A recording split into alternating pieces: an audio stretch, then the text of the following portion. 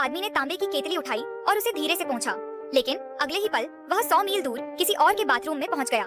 जैसे ही उनकी नजरें मिली, गुस्सैल साइमन और भी ज्यादा गुस्सैल हो गया।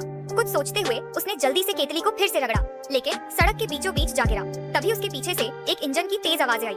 साइमन ने खुद को रगड़ने से बचाने के लिए सावधानी बरती। इस बार वह भाग्यशाली था, कम से कम कोई आपात स्थिति तो नहीं थी। लेकिन जब उसने गौर से देखा तो पाया कि ये सभी युवतियां स्टील वूल चलाने में माहिर थीं। हताश होकर साइमन अपने हाथों को आपस में रगड़ने लगा, लेकिन तुरंत ही उसे पछतावा हुआ। उसे याद आया कि जेल के स्नान घर में उसे स्टील वूल पैड ज्यादा पसंद था। रगड़ना खत्म करने से पहले ही वह खुद को फांसी के मैदान में पाया।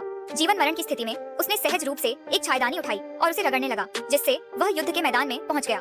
गोलियों से बचते हुए भागते समय उसकी चायदानी छूट गई।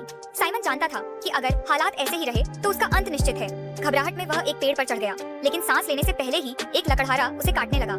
साइमन को लगा कि वह मरने ही वाला है। तभी उसने खुद को पानी में पाया। उसने सहज रूप से ऊपर देखा तो किनारे पर खड़े गुंडे उसे लगातार धमका रहे थे। आधे घंटे तक इधर उधर भागते हुए तैरता हुआ लट्ठा झरने तक पहुंच गया। जब वह जागा तो उसने खुद को एक लकड़ी प्रसंस्करण संयंत्र में पाया। अपने सामने तेजी से घूमते आरी के ब्लेड को देखकर साइमन घबरा गया और भागने की कोशिश की, लेकिन गलती से बेहोश हो गया। जब वह फिर से जागा तो वह पहले से ही एक कन्वेयर बेल्ट पर था। उलझन में साइमन को समझ नहीं आ रहा था कि क्या हो रहा है जब उसे एक अलमारी में बंद कर दिया गया। इससे कौन डरता है? यह एक परीक्षा है। मैं तैयार नहीं हूँ। मुझे बाद में और लिखना होगा। क्या आपको लगता है कि यह व्याख्या तर्कसंगत है?